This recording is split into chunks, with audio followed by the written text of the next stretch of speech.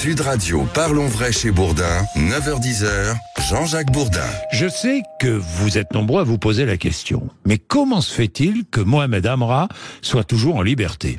Comment se fait-il ? Le Premier ministre nous a dit que tous les moyens étaient mis en œuvre, qu'il allait être arrêté, qu'il allait être jugé. Eh bien, nous verrons bien. Vous vous rappelez ? Il y a 2 semaines et demie, le mardi 14 mai, Mohamed Amra a été extirpé d'un camion pénitentiaire à l'aide c'est un commando armé qui est intervenu, qui a tué 2 surveillants pénitentiaires, 3 blessés graves au péage d'Incarville, dans l'Eure.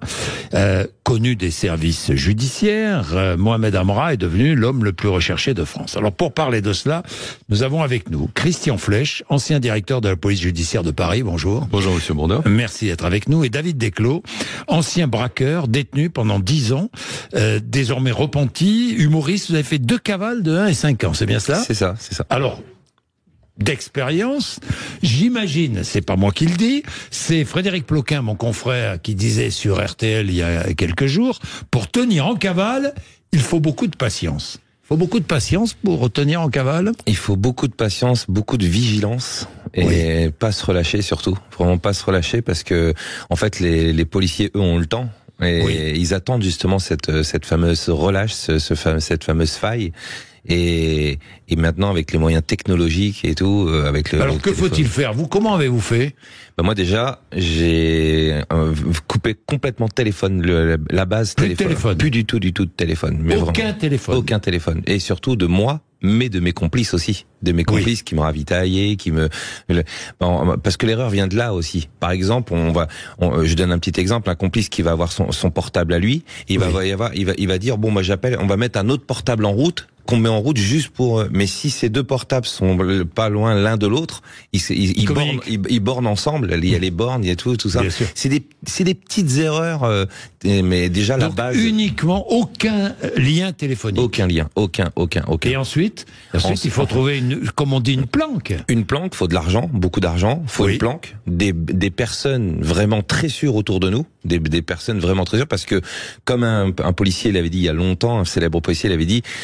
Un bon flic, c'est celui qui a les bons indicateurs. Voilà, bons indicateurs, ça c'est une chose. Et en plus aussi, chercher la femme, vous aurez l'homme. Donc faire attention quand ils vont pister la femme, ils vont chercher qui est la femme.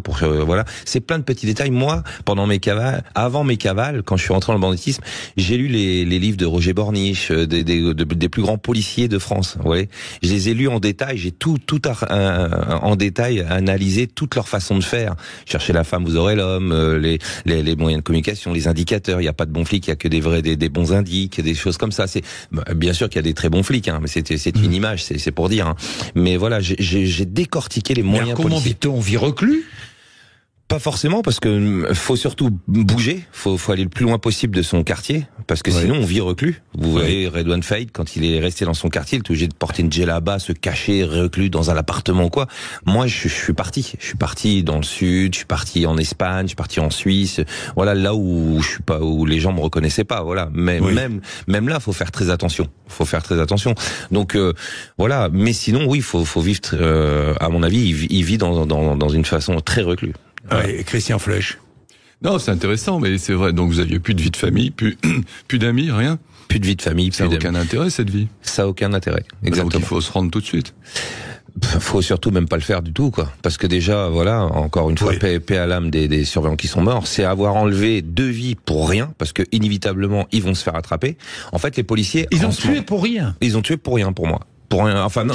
Non, je suis d'accord. Il va être rattrapé, c'est évident. Et le Premier ministre va être rattrapé, bien sûr. Voilà, ils ont tué. Rattrapé. Voilà, il sera rattrapé tout simplement aussi parce que lui, a priori, a l'intention de continuer à trafiquer. Sinon, je comprends pas quel est l'intérêt de sortir, parce qu'il faut aussi qu'il ait de l'argent. Donc, il faut bien à un moment donné qu'il paye tous les gens qui sont autour.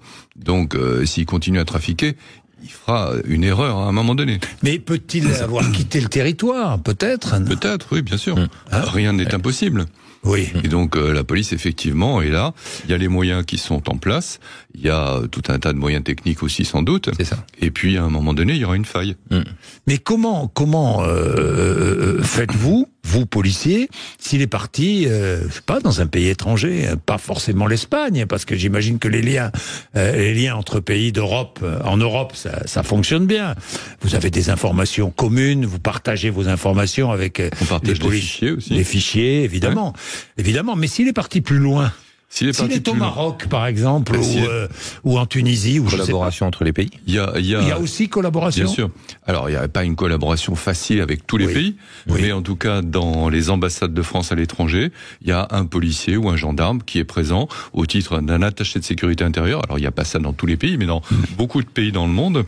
Et s'il y a à un moment donné une touche dans ce pays-là, il y a une collaboration qui s'installe avec les services de police de ce pays et il y a une possibilité d'arrestation en vertu d'un mandat d'arrêt international qui sera délivré et une exécution par les policiers locaux. Il y a même dans certains pays des magistrats de liaison qui arrangent en plus là derrière l'extradition qui est possible dans la mesure où le pays l'accepte. Oui. Il est encore vivant, selon vous? Peut-être pas. Peut-être. Je ne mettrai pas. Je ne parierais pas. Ah bon? Ouais. Franchement, moi Pourquoi, selon vous? J'attends de voir les informations que les policiers ne dévoilent pas pour l'instant, ce qui est normal, parce que c'est l'enquête. Mais avoir pris autant de risques pour avoir tué 2 personnes, enlevé la vie, et encore une fois, paix à l'âme des surveillants. J'ai une grande pensée pour leur famille, et puis voilà.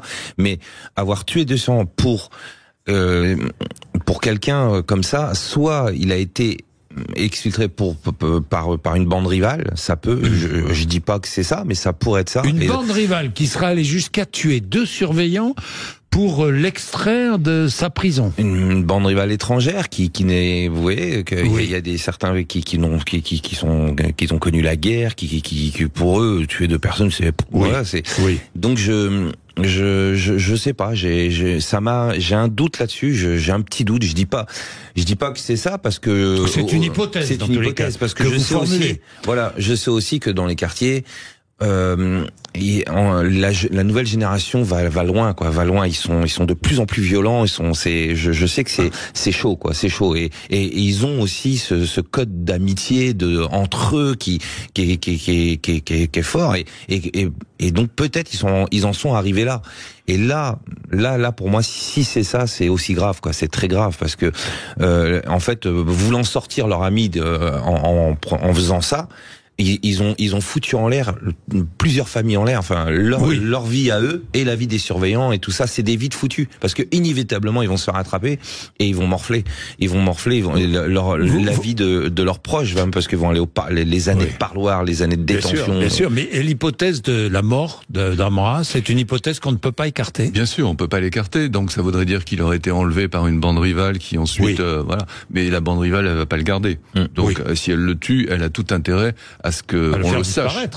Tout intéresse qu'on le sache. Bien sûr, parce qu'à ce moment-là, la bande rivale devient plus importante que lui-même. Oui, c'est vrai. Et donc ça crée un climat de terreur qui sera favorable à la bande qui aura enlevé Amra. Je suis à la fois d'accord et pas trop d'accord avec vous parce que moi je trouve que justement elle a pas intérêt à ce qu'elle sache. On retrouve jamais le corps et qui est ce doute encore justement. Et les policiers restent sur 2 voies. Ouais, vous savez aussi comme moi qu'il y a tout un intérêt pour une bande de montrer qu'elle a une puissance. Ouais. Et le retrouver Amra mort, ça lui donne de la puissance. Oui, ça montre, mais vous savez, dans le milieu, tout se sait. Et peut-être qu'ils vont le faire savoir dans le milieu que cette bande est puissante publiquement, et pas publiquement pour que les policiers continuent à chercher vers dans le milieu. Si c'est dans le milieu, la police le saura à un moment donné. Voilà, la police le saura un jour ou quoi, mais il y aura toujours ce doute. Un qui avait fait fort dans sa cavale, c'est François Besse qui avait fait croire qu'il était mort et il est resté comme ça. Les policiers avaient baissé un peu les recherches et tout ça, et donc ils avaient fait croire. Et donc voilà, tout est envisageable. Faire croire qu'on a disparu, c'est une des solutions pour disparaître réellement. Bien sûr. C'est ça. Mais il faut aussi assurer sa cavale et avoir les moyens financiers. C'est ça. Et accepter ce que vous avez dit, de couper avec tout le monde. Ouais. Oui, on va y venir dans 2 minutes. J'ai un peu de pub parce que n'oublions pas que Amra a une mère et un fils. Et des amis. Et des amis. Et des complices. Et des complices. À tout de suite. Rendez-vous sur Verisure.fr pour votre demande de devis gratuit. Verisure présente. Sud Radio, parlons vrai chez Bourdin, 9h-10h, Jean-Jacques Bourdin. Où est passé Mohamed Amra, que tout le monde cherche? Où est-il passé? Il a été Il s'est évadé, des complices sont venus tuer un péage d'autoroute, 2 surveillants pénitentiaires, 3 blessés très graves. Amra, qui est, ne l'oublions pas, inculpé pour 2 tentatives d'assassinat.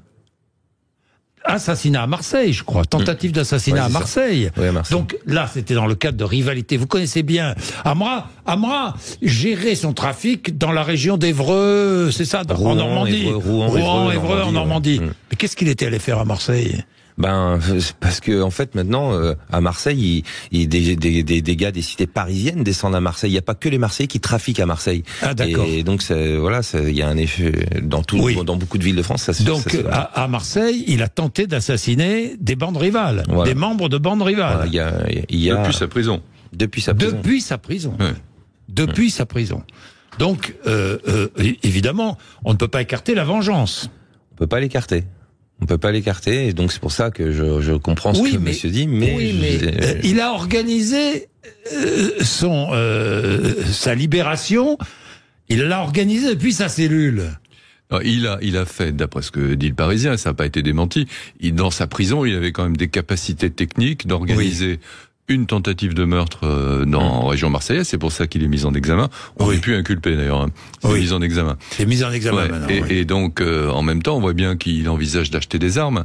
Et effectivement, le type d'arme qu'il a évoqué est le type d'arme qui a été utilisé sur sa tentative d'évasion. Ah bon. Donc, on voit bien aussi qu'il y a une possibilité que même depuis sa prison, et des prisons où il était, il a sans doute une capacité d'organiser sa propre évasion. C'est pour ça qu'il y a toujours un doute aujourd'hui. Et que ce sera intéressant de savoir, quand il sera arrêté, ou quand on l'aura retrouvé mort, de savoir comment ça s'est passé. Oui, la question est simple. A-t-il organisé son enlèvement, sa libération, ou a-t-il été enlevé par une bande rivale, quoi. En fait, ce sont les 2 seules hypothèses. Oui, pour moi, c'est les 2 seules hypothèses. Et même si on a plus d'éléments comme quoi ce serait lui qui a organisé mais j'exclus pas l'autre. Il y a des. Pourquoi il y a des rivalités là? Oui, il y a en Normandie entre bandes. Moi, je connais tous les anciens. La région, je connais bien la région. Je connais tous les anciens de là-bas, de Rouen, de Caen, de Évreux et tout. Je les connais bien. Et donc, les bruits de couloir font que il y a une grosse rivalité, ils ont une grosse bande sur les reins, quoi. Donc c'est une grosse bande sur les reins. Ouais, c'est très chaud. Donc c'est pour ça. Après, les policiers pour l'instant ne peuvent pas tout dévoiler. En fait, les policiers pour moi, ils ont un bout de pelote de laine et ils tirent la pelote, ils tirent. C'est comme ça que ça se passe. Voilà, c'est comme ça que ça passe. Et puis on est à la merci d'une faille que vous évoquiez, qui fait que peut-être d'un jour à l'autre, ça va déboucher. C'est ça. Oui. Sur une erreur technique, je dirais. C'est ça. Moi, je pense que les policiers sont obligés déjà d'aller vers toutes les infos qu'ils ont, donc éplucher chaque info, c'est très long. Les infos, donc ensuite, une fois qu'ils ont épluché toutes les infos, ils vont recouper les meilleures, et donc là, c'est attraper le bout de la pelote de laine et dérouler, et attendre la faille, attendre la moindre faille. La tentation, par exemple. Je disais, il a une mère et il a un fils. La tentation d'essayer d'entrer en contact. Et puis c'est surtout aussi rester loin de sa maman, c'est bête à dire, alors que la mère nous manque, mais on arrive à le faire. Là où on est tenté le plus, c'est vers la copine et les complices. C'est de là où vient vers les complices et la copine. Comme je l'ai dit tout à l'heure, ils disent tout le temps, cherchez la femme, vous aurez l'homme. Il y a la faille d'aller vers, et puis surtout les complices qui eux vont relâcher un moment, vont faire cette petite erreur. Ou les complices qui, à un moment donné, se retrouveront dans une situation personnelle où ils devront arranger leur situation et puis peut-être collaborer avec la police parce que ça leur arrangera leur... Alors, il est recherché. Est-ce qu'on peut dire qu'il est aujourd'hui recherché par la police, mais aussi recherché par des bandes rivales? Oui, moi je pense. Ouais. Ah oui, sûrement. Ouais. Sûrement, bien sûr, s'il y a une embrouille. Tout le monde essaie de mettre la main dessus, quoi. D'abord parce que peut-être que les bandes rivales auront intérêt à le balancer à la police, parce que c'est un concurrent de moi. Et oui. Parce que c'est un concurrent. Il y a surtout les deals que les policiers peuvent faire. Ils vont aller en prison, ils vont aller voir des anciens complices à lui, des gens et puis là ils vont dire pour un aménagement de peine, donne-nous une info, pour de me rémunérer pour de l'argent, donne-nous une info, pour là on peut faire ça. C'est-à-dire que la police peut aller en prison voir un autre détenu en lui disant écoute, si tu as des infos sur Amra, on va te donner un peu d'argent. Alors il y a la possibilité. ça quelqu'un en prison, je sais pas, c'est plus compliqué. Non, plus mais d'heures, alors, il y a des informateurs, il y a des rémunérations d'informateurs, ça c'est organisé. Et puis il y a des situations personnelles, il y a des situations Mais pénales. qui fixe le tarif Alors ça, c'est un de tarif, l'information un tarif librement accepté dans la limite des fonds disponibles. Oui, ça j'imagine. Bien sûr. Dans la limite des fonds disponibles, mais un petit tuyau, ça se rémunère, quoi. Alors, un Ça petit se peut. tuyau, ça peut se rémunérer, ça peut avoir des arrangements, il peut y avoir des situations pénales en accord avec le parquet, qui sont des situations dans les prisons, on peut changer de prison, on peut changer de quartier dans la prison, enfin, il y a tout un tas de accepter possibilités. des permis de visite, des choses comme ça, des choses. Dites-moi, Amra, dans sa prison, il se faisait livrer par Deliveroo, il fumait la chicha, il était avec ses téléphones portables. Mais Vous avez connu la prison? Ah oui, j'ai très bien connu la prison, j'ai fait 10 ans en tout. Et alors, ça vous surprend ou Ça pas? me Pas du surprend tout. pas du tout. Pas du tout. Je dis On pas se fait que- livrer Deliveroo à la prison. Oui, en fait, je dis pas que les prisons sont des passoires, loin de là, parce Oui, que les non, surveillants non. font un gros travail, Oui. mais il y a Vous tellement de failles. êtes resté 10 ans en prison. 10 ans en tout, oui. Oui, 10 ans. donc vous Et connaissez. je connais tout, et donc faire entrer des portables ou voilà par-dessus le mur. Même j'ai vu des steaks hachés passer, des steaks Ah bon par-dessus le mur, des colis qui arrivent de partout. Maintenant avec les drones, ils arrivent à ramener plein de choses. Oui, J'ai mais même comment on vu- récupère les colis?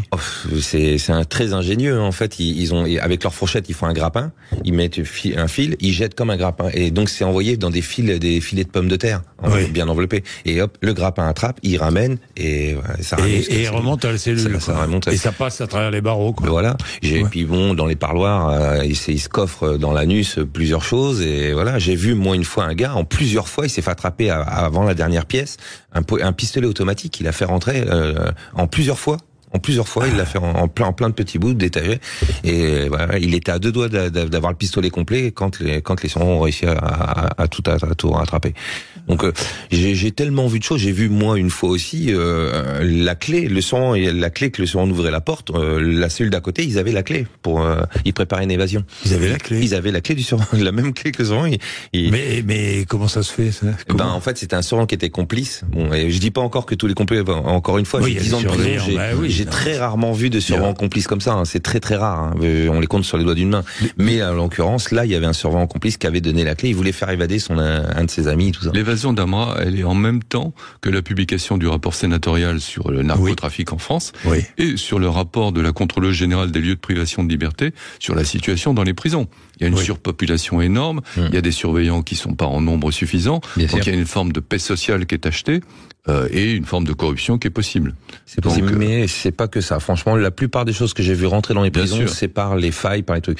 Très sûr. peu de surveillants sont corrompus, mais vraiment, je dis pas ça pour il y défendre a les surveillants, mais c'est il y a vraiment une vrai. paix il faut sociale dire la qui est vérité. achetée, qui fait que Amra, manifestement, peut continuer son business en prison, Bien sûr. et que ça, en tout cas, il n'y a pas un flic Mais- que ça choque, puisque Mais on ce est matin, au j'en courant parlais depuis longtemps. avec Nicole Belloubet, quand même. L'administration pénitentiaire n'était pas au courant. Elle écoute. Alors ça c'est une vraie situation, et donc le rapport du garde des Sceaux On peut-être va il voir. permettra d'un peu plus Oui. d'y verra un peu plus clair. Mais évidemment, il y a des policiers, des magistrats qui étaient à l'écoute et qui savaient tout ça. Pourquoi ça n'a pas été transmis à l'administration pénitentiaire? Ce sera intéressant qu'on savoir. ait une tentative d'explication. Mais Bien bien sûr. sûr que ça aurait dû être transmis. Merci à tous les deux Merci. d'être venus Merci nous à voir. vous. C'était Merci. très intéressant, Merci vraiment. à vous. Sud Radio Média, dans un instant, Valérie Expert et Gilles Gansman, juste après les informations. Sud Radio, parlons vrai chez Bourdin, 9h-10h, Jean-Jacques Bourdin.